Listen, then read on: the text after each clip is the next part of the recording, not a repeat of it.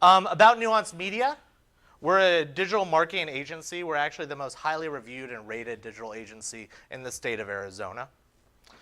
We have 4 primary departments: strategy, digital marketing, development, and graphic design. And we have 100+ clients internationally, including throughout Latin America, Australia, and we're working with a team in Belgium right now as well. So marketing is changing. How many of you guys like commercials? All right, one. One person likes commercials, and we're not talking about the Super Bowl commercials. Disruption or interruption marketing is going away. Why would somebody propose that while I'm enjoying myself and engaging in some certain type of material, that I want somebody to come in here and say, there's more? That's disruption. It's disruptive. It's not targeted other than general targets like you like sports. It annoys your user base, and it's hard to measure. How do you quantify if you run a commercial, other than putting a coupon code in that commercial or a unique trackable phone number? You can't. Well, I did a commercial, I spent $5,000 and ran commercials for a month, and then the phone rang. Well, did the phone ring because they talked to your brother Larry? And they said, hey, you should call my brother, and that's a good thing? Or did they call because of the commercials? We don't know. And that's a problem in today's age. Marketing is about building relationships. It's about adding value, growing trust, and educating your audience. If you have a product that's valuable, and you better watch out, because if you have a product that's not valuable, well, you're not going to make any sales. And this isn't about tricking people into buying your product. I like to work out. I like jump roping. I should buy a jump rope. Added value. Marketing isn't about tactics. At our company, we get a ton of calls, ton of leads all the time. Oh, I need SEO. I don't know what to do, blah, blah, blah. Well, SEO isn't the baseline. Social media isn't the baseline. Lead generation pages are not the baseline. Nothing is a silver bullet. It is about a collective strategy leveraging a client's brand in order to attract strangers to visitors, visitors to consumers, and then consumers to evangelists for your company.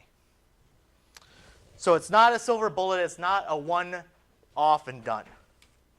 It's about solutions. It's about sitting down with the client, setting goals, teamwork, identifying pains, providing value, and then measuring how effective these campaigns are. Nowadays, if you run a Facebook campaign, you can track click-through rate to a lead generation page. You can track how many people actually bought directly off your Facebook campaign and how many leads were generated based on that. So you can go to a client at the end of the day and say, you spent this much money, this is how many leads you got, and this is the lifetime value of your customer. It's a direct, it's effective, and it's personal. It's important. So overall marketing methodology in the digital arena, it's much more simple than people try to make it. They try to make it about the complexities of search engine optimization or running the perfect pay-per-click campaign or having the perfect lead generation page. Yes, all those individual aspects are very, very, very important, but it's more about the whole. It's more about taking strangers, let's look up here, getting strangers who are out there to visitors, from visitors to leads, from leads to consumers or customers, and then from there to advocates or promoters of your business. So let's talk about how do you attract strangers to become visitors of your website. All right. A, yes, there's SEO, there's pay-per-click, and there's social promotions. When we talk about search engine optimization, and I intentionally did not spend a lot of time on these things because these are just tactics and an overall strategy and an overall solution. Time to market for doing search engine optimization in a non-competitive market is typically 6 months to 12 months. Good SEO companies start at a minimum of $1,000 a month for SEO. So if it takes you 6 to 12 months to do that, if you're a company, you don't know if you're with a bad SEO company until 6 to 12 months down the road. And during that whole period of time, You haven't been getting leads, you don't know what's going on, and then even once you're on top of that, if you are number one for SEO, it doesn't mean that they clicked on carstucson.com because it's number one up there. If you come up there and it's a picture of your buddy Larry going, hey, with no call to action, no value-added content, without a compelling argument. It's real easy to get a whole bunch of dates out there, but if you show up in your pajamas, no one's going to want a second date. So the nice thing about SEO is it aggregates, it can give you position, it can do these different types of things. Pay-per-click, another great strategy. So when we look at a landing page or a Google search results, you'll have organic listings down the middle, paid ads up top, and then paid ads down the sidebar. Pay-per-click, you can get to number one of anything you want right now. Personal injury lawyer, Intuit, you can get above Intuit on a Google search for that. It's going to cost you, but you can do that immediately. The problem with pay-per-click is it costs money and it doesn't aggregate. Google has basically set up an auction system, and so has Bing and Yahoo, that you can pay to be on the top there in a paid ad space, but every time you click it, it's going to determine what the free market charges you for that. So it doesn't aggregate, it's one-offs. It's a great way to pilot things, but it doesn't do anything other than initial level. Social media publishing. When we talk about social media publishing or advertising, what we're actually talking about is not social media marketing or reputation management as it's been for the last, decade. You at Nuanced Media, my website's down, I hate you guys. That is actually social media monitoring. What we're talking about with social media publishing is we're talking about targeting out your demographic and speaking directly to them. People who are graphic designers throughout the United States, you can talk to them directly. If you want their household income to be over 100,000, graphic designers that are women between 32 and 30 and like Baywatch, you can target that out on Facebook. That's how deep you can get on there. Facebook is a little scary, and it's not all about Facebook, but it's the juggernaut out there. 74% of people online are on Facebook, and 50% of those people check it more than once per day. You can also trigger Facebook off of like events. So if somebody is pregnant, you can start marketing to them baby carriages. If somebody gets married, you can start talking to them about wedding venues. You can do these all based on triggered events. So it's all changing, and the key with this is it's relevant. It's not disruptive. If I'm not pregnant, I don't want to talk about baby carriages. If I'm pregnant, which would be odd, I might want to talk about baby carriages. If I'm getting married, I want to have that conversation about wedding venues. If I'm not, then why are you talking to me about wedding venues? It's all about relevant content and targeted demographics. So, using a combination of search engine optimization, pay-per-click, and social media publishing, you can take people who are out there and are strangers and make them visitors to your website. When they come to your website, how do you convert them to leads? All right, a website's very, very, very important. Working with a digital firm, it typically takes 2 to 4 months to build out a website, and that's on the lower end. That's a non-complex website. All right? It's refined actively, and these are some of the key demographics or stats that we can look at when we look at websites. 97% of people search for local businesses online. 60% of people, buyers, are inspired to seek out a product after reading content about it on the website. People explore, look at a website for value, and that's their first point of contact. The stat that's not on here is 46% of people make a judgment about how credible the business is based on their website. A website is your digital hub, is everything you do in marketing materials. When you shake a hand, when you give out a business card, they're going to look at your website as the first point of contact, if not the second one, to say, oh, this guy's a chump or this guy's a player. So it is the curb appeal of the 21st century. I don't care if you're on Wall Street. If you have a crappy website, it's not going to do much for you. It's also your best salesperson because people come to there, and it's about taking those visitors and converting them to leads.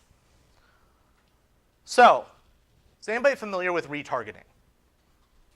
All right, retargeting, have you ever visited a website and then those pair of shoes, that football jersey, some value-added content starts following you around the internet? I have. CallRail stalks me all the time. Different analytical software stalk me all the time. It's based on a user visiting your website and then going away. Why do people do retargeting? Only 2% of people who visit your website convert, meaning they take action, they become a lead. All right? So why do you let them go? It's typically when they're doing their due diligence, looking at a variety of different purchasing options, looking at different things to buy, and they're looking at you and your 5 top competitors. They visit your site, they go, the doorbell rang, I'm out, I'm busy. So what we can do is we can actually follow people around with additional marketing saying, hey, we know you visited the website, come back. What we typically do with this is we push to a lead generation page. A lead generation page is refined, it's measurable, and it increases conversions because you come to one page and you can't click anywhere else off it, and it says download now, or you have to close the browser. It's a hard ask, as we say in sales. Very simple, you push to that page from the retargeting campaign. Because you know they came to your website because they're interested in something. So you follow them around with an additional offer, and then you push to that lead generation page. We also do calls to action. A call to action is free download, buy now, free consultation, learn more. Those are all calls to action that enable people and inspire people to click on action. Drive your visitors to take action. That's the concept behind that. So you might say to me, well, I visited a website and you're just following me around with sales stuff. Isn't that disruptive? Yes. However, if I'm a wedding venue locally, right, because we're on the wedding kick, or I am, I guess. I got married in September, so it's still top of mind. I visit Arizona Inn, who's one of our clients locally, and I say, oh, I'm thinking about getting married. So I visit their wedding venue page, and then they start following me around with ads, not saying, come have your wedding at Arizona Inn, but maybe before you get married, here's your checklist of things you should do.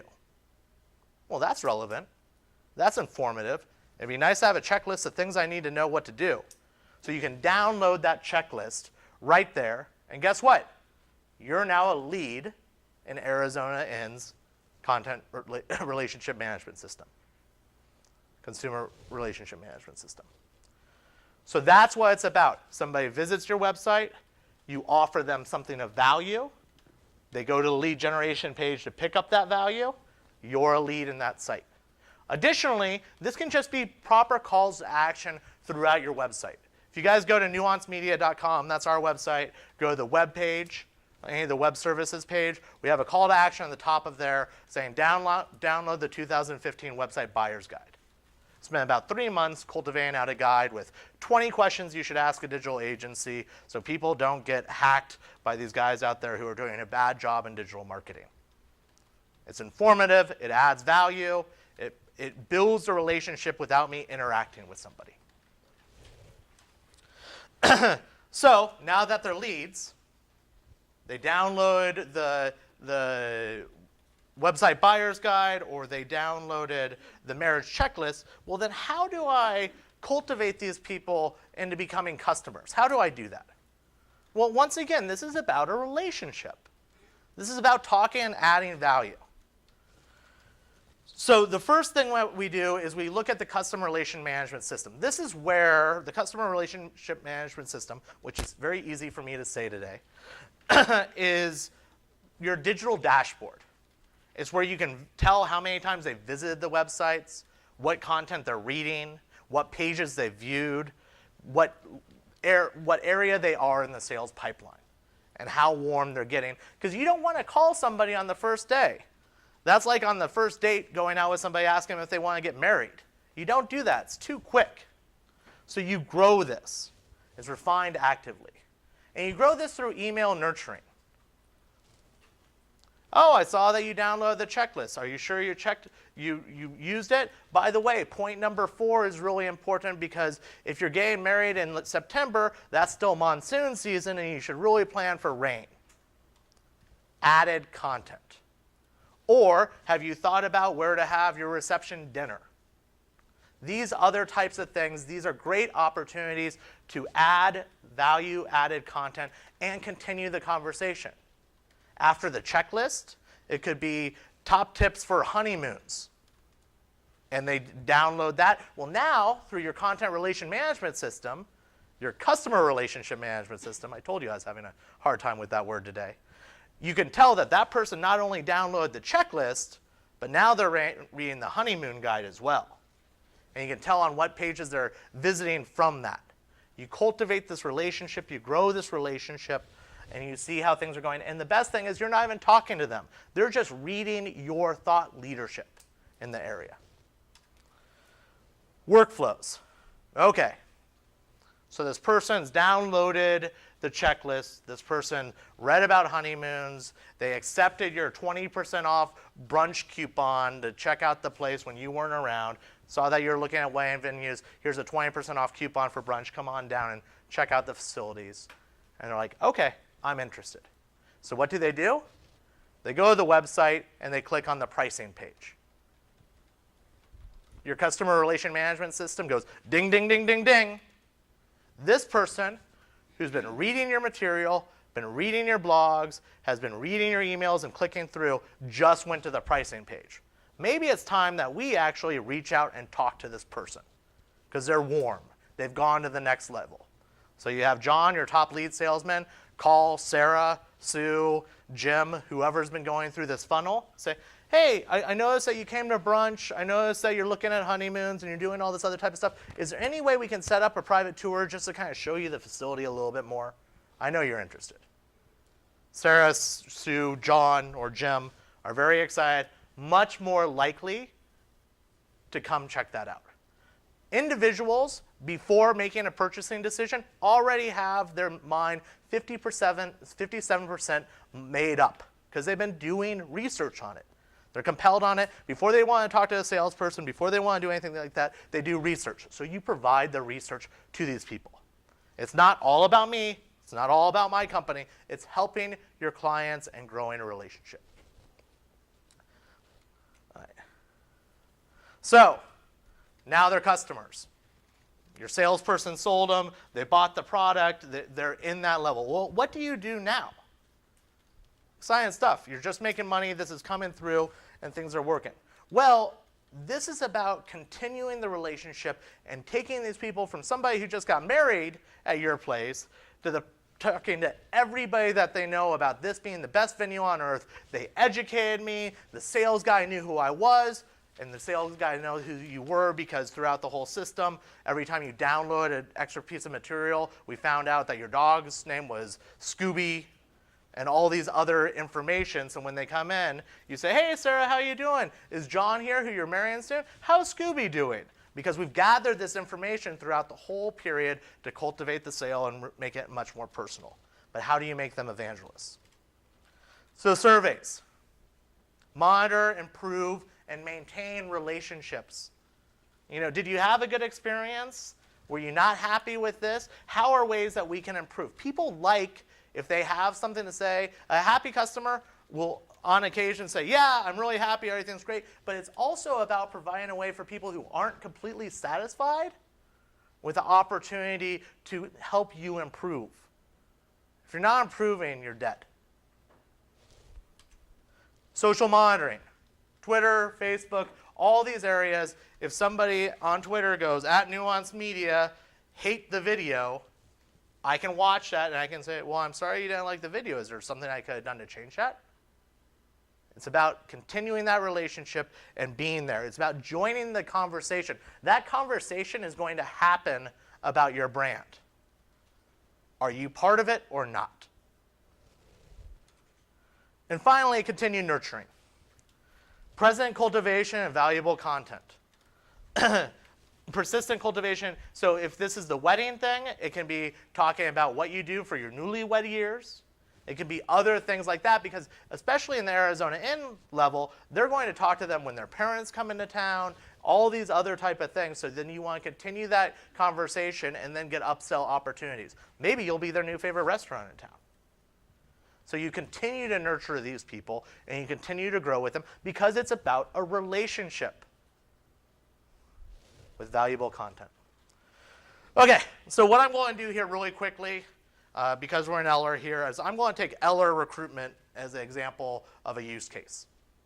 All right, so Eller wants people like you. They want highly educated, business-oriented people, and they want to be the pedigree of the business world. All right? So how do they go about it? Well, I looked at your website earlier today. You don't have any calls to action. You have a learn more, you have a contact me when you're ready type of thing, but there's not a guide or anything like that that you can download, like top 10 things you should consider when choosing a business school.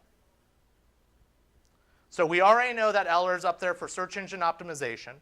They don't have any pay-per-click campaigns going, as you'll see in the next slide when I show you ASU.